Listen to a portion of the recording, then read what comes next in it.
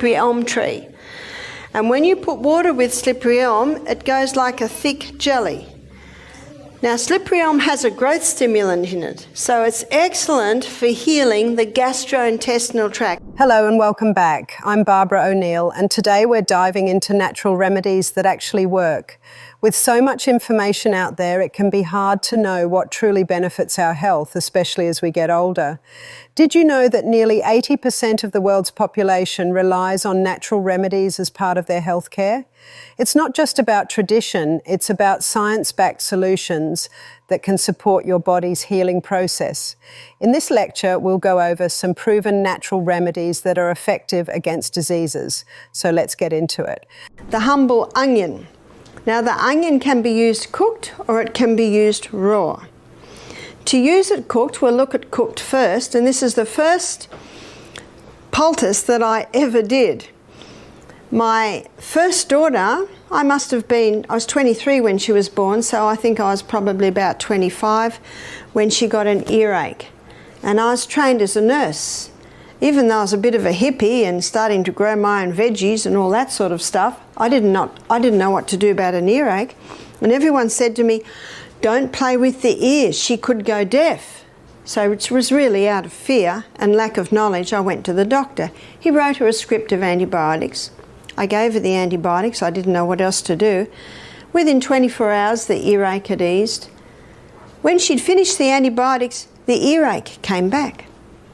I did not know what to do. 6 weeks later and 4 courses of antibiotics later, the earache comes back. But I still don't know what to do. So when I went to the doctor, I said, will my daughter be on antibiotics for the rest of her life? Which I'm beginning to come to this conclusion. He was challenged by my question. So he sent me to an ear, nose and throat specialist who looked in Emma's mouth, then her ears, and he said, she's teething. Give her these drops to keep the eustachian tubes clear, and that was it. So let's fast forward 2 years later. Next child is 18 months and gets an earache. I do not go to the doctor and I don't tell anyone. I have to do something though. So I went to the lady that lives next door. So I was, 26 or 27 by now. She's 85. I said, what did your mother do when you were a little girl and you had an earache?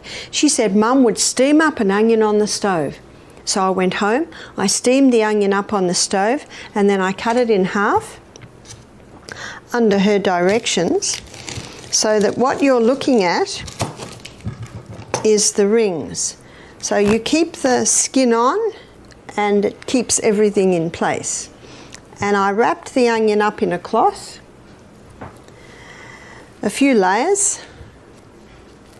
and the few layers of cloth will help to keep it warm, but also just to shield the direct heat from being too hot.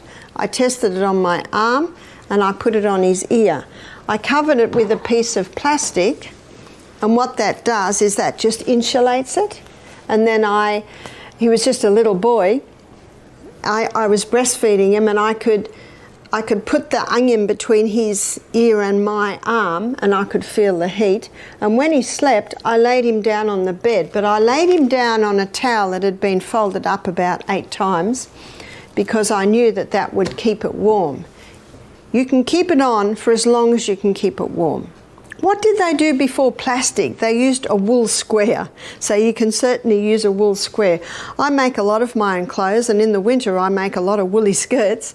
So I have squares, and you can also put a woolen square just this side of the plastic so that the plastic doesn't even touch you, but it is stopping the moisture going through and insulating it and keeping it warm. James slept for 2 hours. When he woke up, he was happy. I watched him all day and the next day and the next day. That was it. The onion poultice helps with earaches because onions have natural anti-inflammatory and antibacterial properties. When you heat the onion, it releases compounds like quercetin, which can reduce swelling and help fight off infections. By placing the warm onion on or near the ear, the heat also increases blood flow, which can help speed up the healing process. Onions are also known to draw out excess fluid, which can be helpful if the earache is caused by a buildup of fluid in the ear. This helps reduce pressure and pain. So using an onion as a natural remedy can help ease the symptoms and give the body a bit of a boost in healing. The other place that you can use a cooked onion is for a boil. A lady told me about this. She had a boil on her back and she told her friend and she said, we need to cook up an onion. See, an onion is a drawer. And she put the onion straight onto the boil. Obviously she waited till it wasn't going to burn her, but it was still quite hot. And then she put that plastic square over again. If you don't want plastic on the skin, and I can understand that, you can put a wool there because wool will insulate. And then she taped it on. And she left it there for 24 hours. And when she took it off, everything came out. She said she's never had a boil resolve so quickly. So what the heat does, it draws it to a head, and the onion's drawing it to a head, and then it all comes out. Using a cooked onion for a boil is effective because onions have natural drawing properties. When heated, onions release compounds that help pull out pus and fluid from the infected area. The warmth increases blood circulation, which aids in fighting infection and promotes healing. When you apply the warm onion to the boil, it encourages the pus to rise to the surface, helping the boil come to a head. The moisture from the onion also softens the skin, making it easier for the boil to drain. Covering the onion with a cloth or wool helps keep the heat in and ensures the poultice stays in place. Many people find that this simple remedy can speed up the healing process significantly. And what I'm going to do now might surprise you. I'm going to put the onion on the bottom of the feet. So why do we put the onion on the bottom of the feet? We put the onion on the bottom of the feet because the bottom of the feet, or the feet I should say, are a reflex for the chest. And we're going to put the onion on the bottom of the feet for if someone has a bad cough in the night. And I'm going to use a plastic bag. Now at Misty Mountain we buy boxes of starch bags, so they're made out of starch, and that would be the best. Now if you don't have starch bags, you can certainly use a cloth. So you might use a cloth, put the onion like that and put it in the bag, and then what you do is you put your foot on the onion like that, and then you twist it around and put a sock on. So the bottom of the feet is touching the onion, and then you put a sock on and it holds it in place. Now my grandson, he was 3 at the time. I was visiting my daughter and he had a bad cough. And she gave him a hot bath, which always eases the cough, and put him to bed, and he was coughing and coughing and coughing and coughing. And we thought he'll be asleep in a minute, but he kept coughing and coughing. So after half an hour I said to Em, let's do the onion. So we got him up, we chopped up an onion and put half the onion chopped up on one foot and half on the other foot, and put him to bed. Not one more cough. It's almost unbelievable. You almost have to do it to believe how incredible it is. Using onion on the feet is a popular home remedy that some believe can help with respiratory issues. The idea is that onions can draw out toxins and provide relief from coughs and congestion. Onions have natural anti-inflammatory properties, which might soothe the throat when placed on the feet. Many people find this method appealing because it's easy to do and doesn't require much. Even though there isn't a lot of scientific backing for it, many report feeling better after trying it. So I'm going to write the recipe for flu bomb up here. So flu bomb. And when you taste it, it'll seem like you've just drunk a bomb. Garlic. Now, someone loves garlic, they might have 2 cloves. But approximately 1 clove. And if I was doing it for a child, I'd use a very tiny little clove, and that's crushed. The next ingredient is ginger, and we'll be talking about ginger this evening. And this is about 1/4 teaspoon, and that's finely chopped. So they're the first 2 ingredients in the flu bomb. The third ingredient is the juice of a lemon. It's usually 1 lemon juice. And the Next ingredient is honey, and usually 1 teaspoon. The next ingredient is eucalyptus oil. Or you can use tea tree oil, 1 drop, that's it. And the next ingredient is cayenne pepper. And we'll be talking about cayenne pepper later this evening. And I'll just leave that one free because for some people it's a light shake. For other people who are very brave, it might be half a teaspoon. So I'll just leave that one up to you. Now all of these things are put in half a cup of hot water. And then you drink it. Now you don't have to chew up the ginger and the garlic, you just throw it down. And if a person's got anything from pneumonia to bronchitis to asthma to the flu to sinus problems, any respiratory problems, that will bring relief, and it usually brings relief for about 4 hours. To make the flu bomb even more effective, you can add a pinch of turmeric. It's known for its anti-inflammatory benefits and can help support your immune system. A dash of black pepper is also a good idea as it enhances the absorption of turmeric. When you prepare the flu bomb, use fresh ingredients for the best results. Drink it while it's warm. The heat helps soothe your throat and clear congestion. Make sure to stay hydrated by drinking plenty of water throughout the day, and don't forget to rest. Now cabbage can be used very similar to potato. Cabbage for tissue inflammation. And most ladies, when they have a baby and they're on the 3rd day, the milk comes in and the breasts can swell up twice the size and be very painful. And isn't God good? It looks about the size of a swollen breast, isn't it? So it can just be put into the bra, and a lot of ladies have testified, and most maternity hospitals now, in Australia they have them in America, they have cabbages. They have cabbage leaves for that. And what you can do, say a sprained ankle, almost the same what you'd use for a potato poultice, you can get a tenderizer, meat, yes there is a use for your meat tenderizer, and bang it, or you can just dip it into boiling water quickly and it will just soften it, and you can wrap it around the inflamed area. So that's cabbage. Cabbage has long been valued for its healing properties. It contains compounds that help reduce inflammation and pain. To use it, take fresh cabbage leaves and gently crush them to release their juices. Wrap these leaves around the affected area and secure them with a bandage or cloth. You can leave the leaves on for several hours or even overnight for the best results. Many people find that this simple remedy provides relief not just for breast engorgement, but also for injuries like sprains or bruises. Plus, cabbage is rich in vitamin C and K, making it a healthy addition to your diet. Using cabbage as a natural remedy can be a gentle way to support your body during recovery.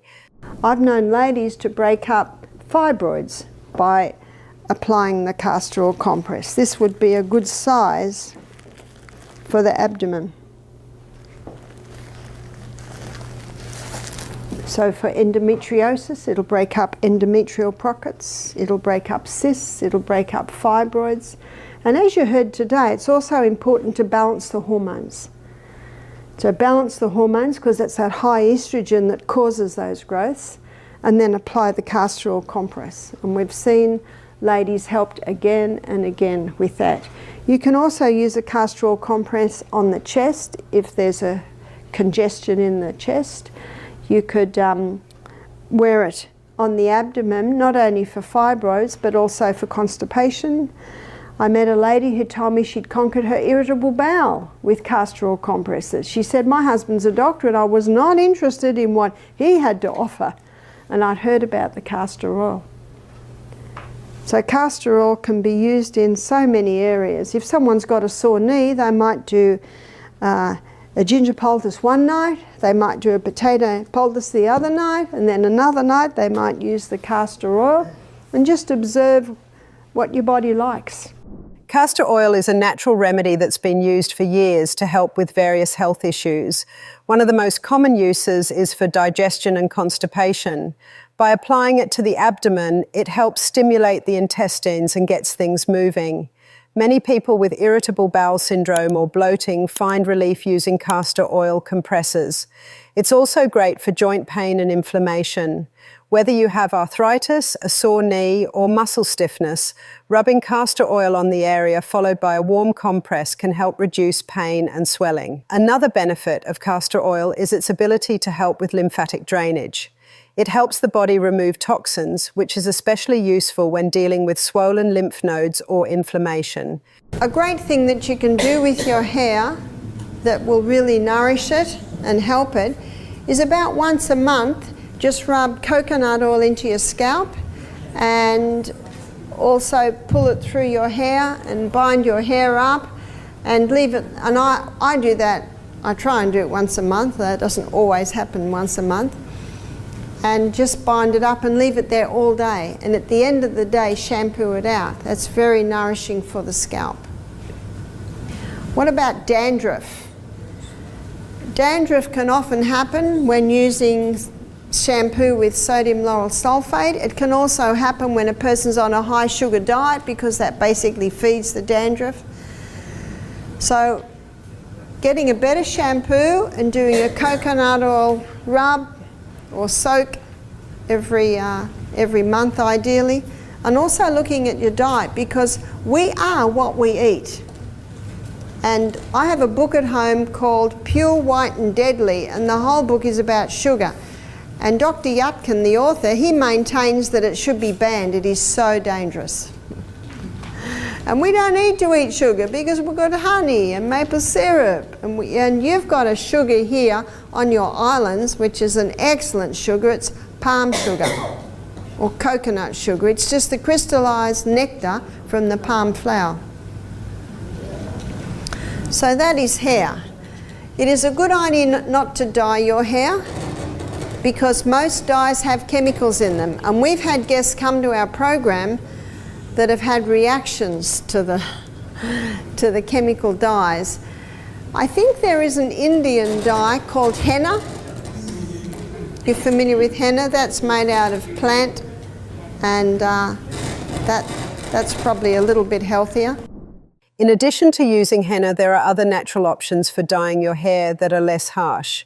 For example, you can use indigo powder with henna to get darker shades, or even try cassia for a lighter golden colour.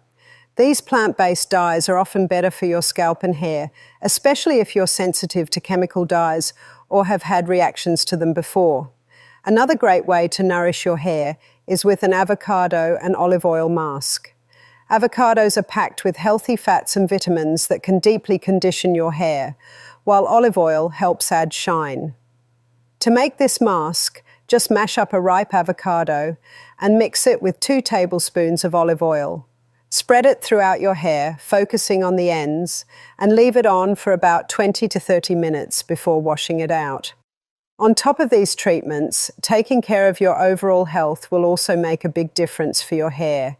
Drinking enough water, eating a balanced diet with plenty of fruits, veggies and healthy fats, and keeping your stress levels low with activities like yoga or meditation can really help keep your hair strong and healthy in the long run. Thank you so much for watching. I hope you found these natural remedies helpful and are excited to try them out in your own life. Remember, nature provides us with powerful tools to support our health, and it's all about knowing which ones truly work. If you enjoyed this video, don't forget to give it a thumbs up and subscribe for more health tips and natural solutions. I'd love to hear your thoughts or experiences with any of the remedies we discussed, so feel free to drop a comment below. Take care, stay healthy, and I'll see you in the next video.